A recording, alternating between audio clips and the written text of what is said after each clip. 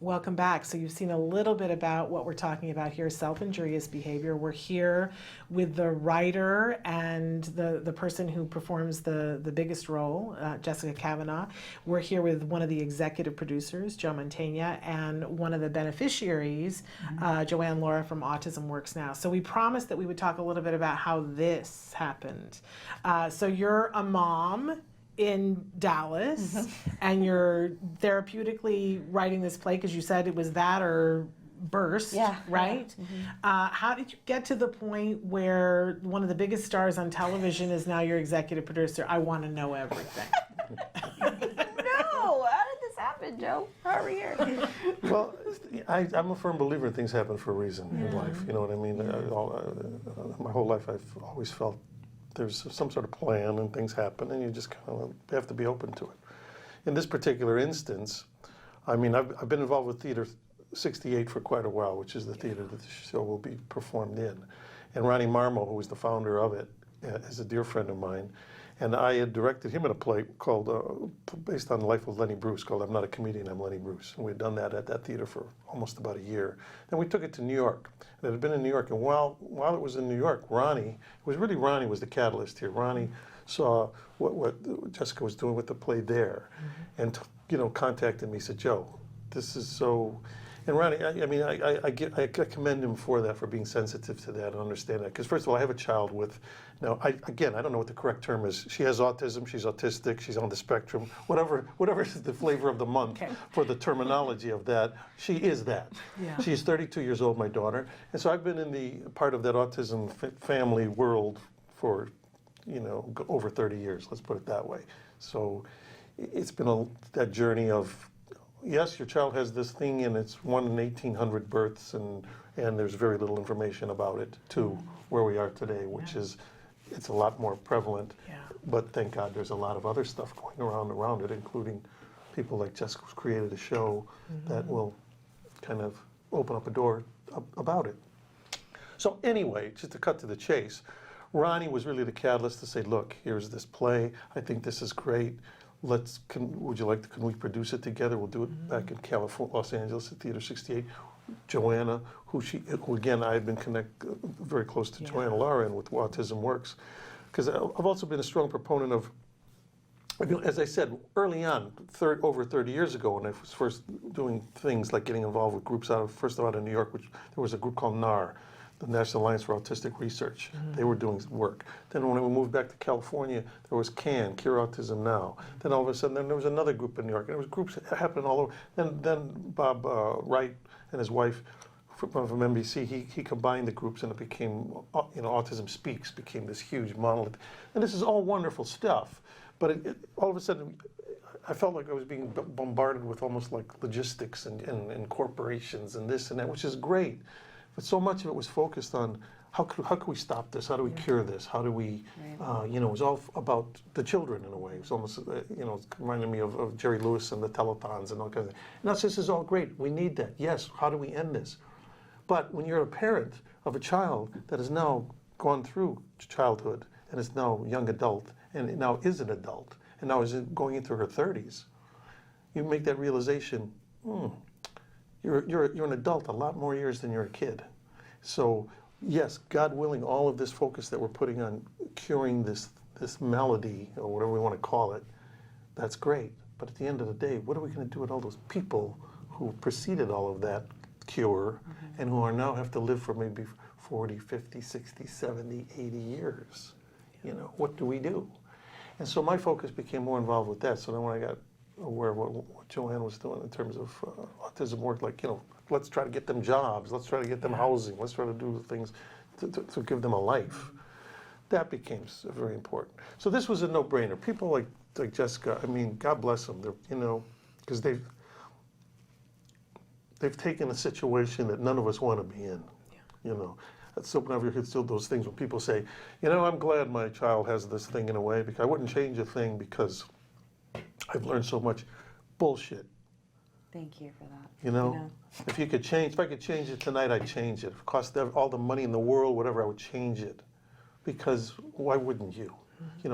Yes, My daughter's she's the most purest thing in the world. I mean, she lacks all those abstract things like jealousy and those kinds of beautiful things. I mean, she's like this innocent flower in a way. But and yes, and life is ugly and dangerous and cruel and all that. But you know what? I would rather have her experience that than at 32 years old really just to still mainly worry about the Disney princesses and stuff like that, which is beautiful and lovely, and I embrace that, and that's my life and that's our family. But to say, oh yes, no, this is, I'm glad this happened or this is great, no, that's bullshit, So thank God that we take the situation for what it is, and we have people like Joanna and Jessica who are actually doing something, putting it out there. Because it's not, as for now, it's not going to change. My daughter, she's not, tomorrow night, she's not going to be this, but it's okay, and I'm happy, I love that. People say, what's it like to have a daughter with autism? I don't know, because I don't know what it's like to have a daughter without autism. I don't know. That's my life, that's our family. And it is what it is. Everybody's got a story. But, so anyway, anything to move the ball rolling, to bring attention, to make people understand that we're all got to live on this planet, and those people included, her son, my daughter. So, and they're not going to change. We learned that when we put Mia in school. We realized early on, you know what, the special ed, this and that, it's all interesting and good, but at the end of the day, the world's not going to change for her. She's going to have to adapt to the world. So it's difficult, but you got to kind of keep doing it. You got to keep banging on those doors, banging the walls, getting it out there.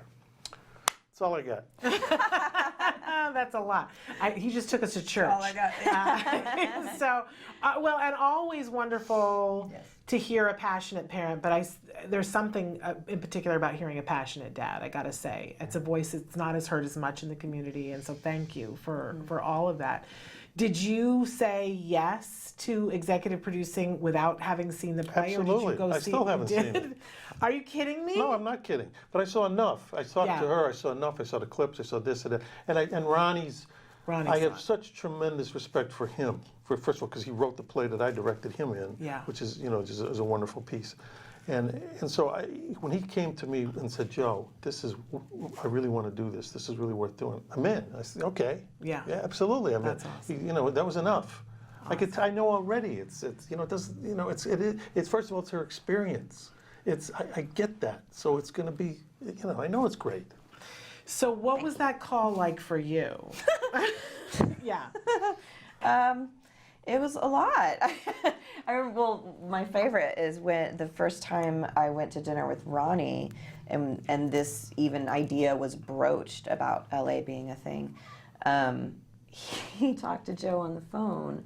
For some reason, he just had Joe on the phone, and we were at dinner, and I was just like, he's talking to Joe Mantegna on the phone. And then he put me on the phone. He handed the phone to me, and Joe and I got to talk for a minute, and it was just so surreal. I was like, what's even happening right now? That's awesome. Yeah, but the best thing was when I finally met you in person. We were both at one of the last performances of the Lenny Bruce show in New York. I just felt an immediate comfort with you and your wife, and spoke to them, and there was just kind of the connection that you feel with people who are in this community, and it made me realize, okay, he's a person.